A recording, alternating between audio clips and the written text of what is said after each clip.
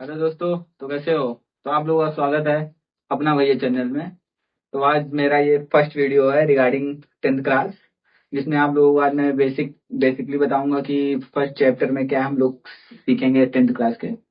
तो कैसे हो तुम लोग? आई होप बढ़िया होगे, अच्छे होगे। वीडियो का वेट कर रहे हो या फिर ये वीडियो फर्स्ट मेरी वीडियो तो आप लोगों तक शायद पहुंच रही होगी क्योंकि मेरा चैनल न्यू है। तो अगर जैसी आप लोगों तक पहुंचती है तो सबसे पहले आपका काम क्या रहेगा? सब्सक्राइब करना, ठीक है। उसके बाद अपने दोस्तों को शेयर करना, ठीक है। ये सब चीजें आप लोग करेंगे, ठीक है। बस मेरा काम क्या रहेगा, यानी कि हम लोगों का काम क्या रहेगा? बस कंटेंट आप लोगों को डिलीवर करना, ठीक है। नहीं लस लगा था।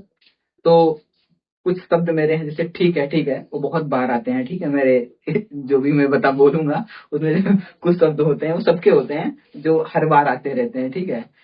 बेशक आया। तो चलो चलते हैं अपने मेन पॉइंट पे। तो हम लोगों का जो क्लास टेंथ का यानी कि भौतिक विज्ञान जो हम लोग पढ़ते हैं भौतिक विज्ञान क्लास टेंथ में, तो उसका जो पहला चैप्टर है उसका नाम है प्रकाश का परावर्तन एवं अपवर्तन, ठीक है। जिसको हम लोग इंग्लिश में अगर बात करें तो इंग्लिश में बोलते हैं the reflection and the refraction of light, ठीक है। एक्चुअली लाइट का मतलब तो सब लोग जानते होंगे, लाइट किसे कहते हैं। लाइट एक प्रकार से हमारी क्या होती है, एनर्जी होती है जो हम लोगों को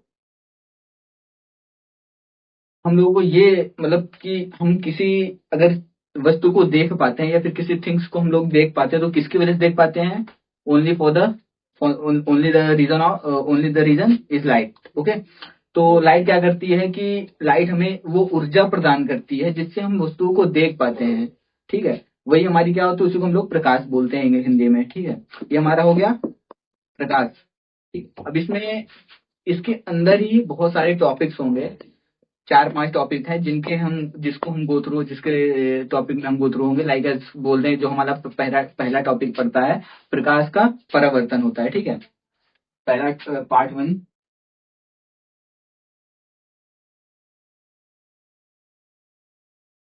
टॉपिक पहला क्या आता है? प्रकाश का परावर्तन।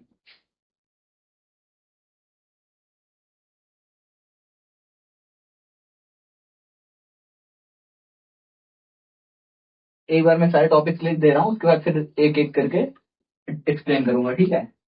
क्या क्या हम लोग इस टॉपिक में पढ़ेंगे। ये हमारा दूसरा टॉपिक है। पहला टॉपिक हमारा आता है प्रकाश की द्वितीय प्रकृति। अभी शब्दों को सुन करके ना डरना नहीं कि द्वैती प्रकृति लग रहा होगा दानव, ठीक है। उससे कनेक्ट नॉट करना, मैं बताऊंगा कैसे क्या नेचर है, क्या है ये प्रकाश का। मेरी हिंदी थोड़ी कमजोर हो जाती है दिखने में, तो यहाँ पर मैं थोड़ा सा इंग्लिश भी, इसको हम लोग हिंदी में द्वैती ऐसे कुछ लिखते हैं ना, प्रकृति समझ जाना भाई थोड़ा सा, ठीक है। और थर्ड टॉपिक हमारा हो जाता है चिन्ह परिपाटी। चिन्ह परिपाटी जिसको हम लोग अगर बात करें इंग्लिश में क्या बोलते हैं, साइन कन्वेंशन,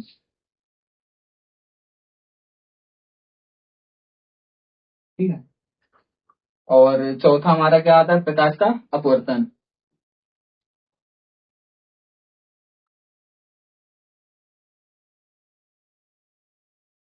प्रकाश का अपवर्तन।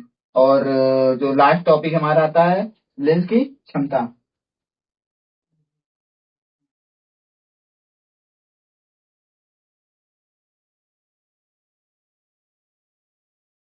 ठीक है। ये टॉपिक है, हाँ, ठीक है। तो ये हमारे कुछ टॉपिक्स हैं जो हमको पार्ट 1 में पढ़ने हैं, जैसे कि हमारा प्रकाश का डुअल नेचर हो गया, द प्रकाश का डुअल नेचर। उसके बाद हमारा दूसरा टॉपिक आता है वो हमारा प्रकाश का परावर्तन हो जाता है। थर्ड टॉपिक हमारा चिन्ह परिपाटी and fourth topic is the प्रकाश का अपवर्तन and fifth and last one topic is the lens की क्षमता।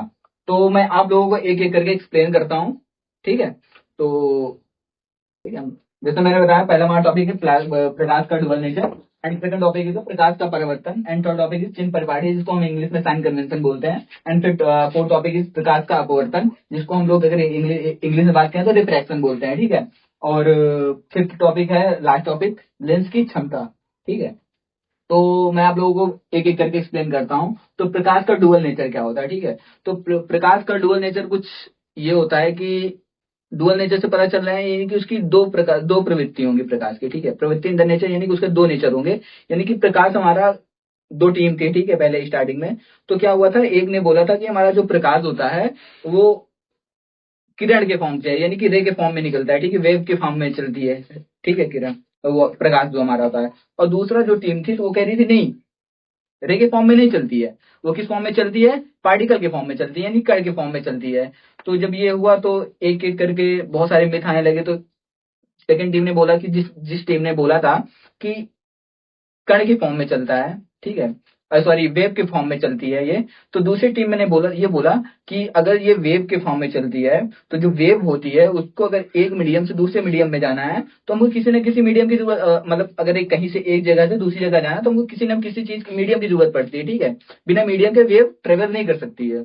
तो दूसरी टीम ने वाले ने बोला फर्स्ट टीम से, क्योंकि जो हमारा सूर्य है और अर्थ के बीच में ना पूरा खाली स्पेस पड़ा हुआ है, ठीक है, वहां पास कुछ भी नहीं है, एकदम निर्वात है, ठीक है। तो वहां से यहाँ तक आने तक में प्रकाश को एकदम उसके बीच में खाली स्पेस पड़ जाता है। अगर वो वेव है तो वेव को अगर चलना है तो किसी न किसी माध्यम की जरूरत पड़ेगी। तो यहाँ से ये लॉजिक फेल हो जाता है, ठीक है, फेल होने लगा। और फिर उसके बाद जब फिर फर्स्ट वाली टीम ने बोला, जिस टीम ने ये बोला था कि कण के फॉर्म में है, तो फिर उसने फिर फर्स्ट जिस टीम ने रे के बारे में बात किया था तो रे वाले ने बोला अगर तुम कह रहे हो कि कण के फॉर्म में चलता है तो अगर हम एक स्लैब रख यानी कि हम एक वो रखते हैं,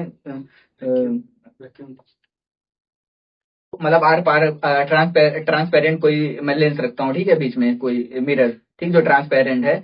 तो अगर उसमें मैं लाइट इंसिडेंट कराता हूँ तो क्या होता है, लाइट पास हो जाती है। अगर वो कण के फॉर्म में होती तो वो पास ना होती, ठीक है। तो ये सब चीजें मतलब मिथ हो गया, आपस में टकराव हो गया कि ये एक तुम कह रहे हो कि रे के फॉर्म में चलती है, वो भी जो तुमने जिस बेसिस पे बताया वो फेल हो रहा है, वो हो रहा है। तो इससे ये निष्कर्ष निकला, कंक्लूजन निकला कि ये दोनों नेचर रखती है, प्रकाश जो होता है दोनों नेचर रखता है। एक कण का नेचर है, एक हमारा रे का नेचर है, ठीक है, दोनों नेचर रखती है। तो इसके अंदर ही अंदर हम लोग जब आएंगे इस टॉपिक को लेकर के ना तो बहुत डीप में जाकर पढ़ेंगे, तो जो हम लोगों को जो क्लैरिटी होने वाली है ना एकदम पीक लेवल पे होने वाली है, ठीक है।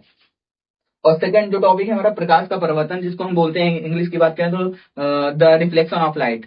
रिफ्लेक्शन ऑफ द लाइट मतलब हम लोग ये समझ सकते हैं परिवर्तन से कि अगर ऐसे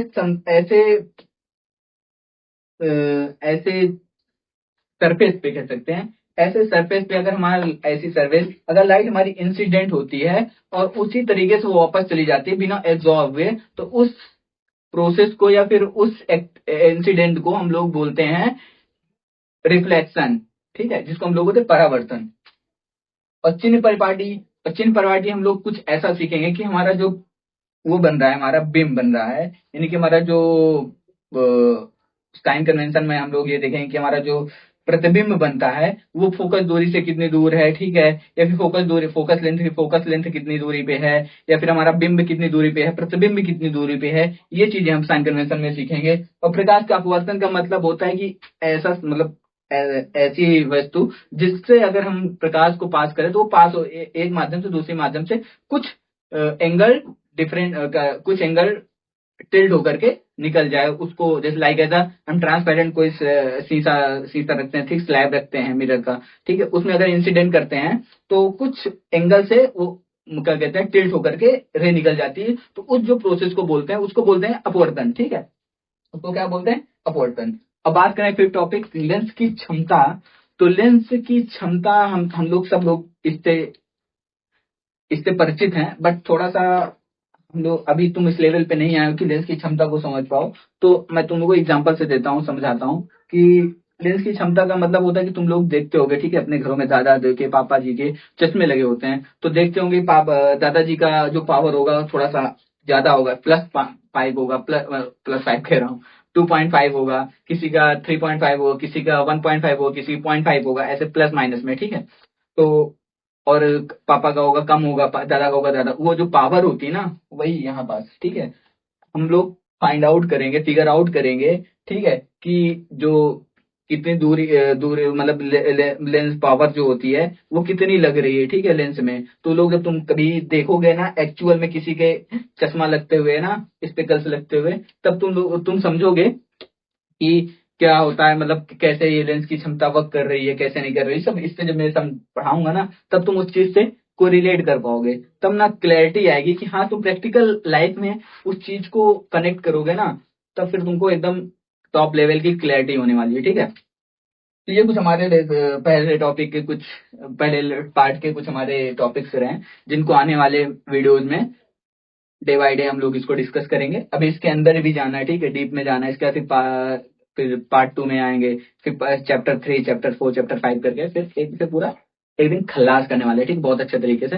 तो फिर ठीक है, वीडियो यहीं पास खत्म करते हैं। बाकी एक चीज याद रखना, ठीक है, ये तो चलता ही रहेगा, लेकिन एक काम करना है तुम लोगों को कि जो भी, अगर तुम्हारे ये 10th तक वीडियो पहुंच रही, 11th वालों तक पहुंच रही, 12th वालों तक पहुंच रही, जिसके जो भी, या फिर और भाई बहनों, उनके भाई बहनों तक पहुंचे, जिनके भाई बहन 10th 11th में हैं, तो उनको ये वीडियो शेयर कर देना, ताकि वो लोग चैनल को सब्सक्राइब कर लें और अपने दोस्तों को भी भेज दें, ताकि वीडियो प्रॉपर उन तक पहुंचती रहे। और चैनल को सब्सक्राइब करवाना मत भूलिए और सब्सक्राइब करना मत भूलिएगा, ठीक है। भेजने के साथ हमसे बोल दीजिएगा कि अब वीडियोज यहाँ पास आती रहेगी, अच्छी अच्छी वीडियो आएंगी, ठीक है, सब्सक्राइब कर लेना, ठीक है। और बाकी कंटेंट क्या, टेंशन मत लो, तो एकदम टॉप लेवल की मैं क्लैरिटी देते हुए चलूंगा, और थोड़ी बहुत गलतियां होंगी तो थोड़ा मैनेज कर लेना, बाकी क्योंकि मैं भी स्टूडेंट ही हूँ, ठीक है। तो फिर चलते हैं, मिलते हैं, टाटा बाय बाय।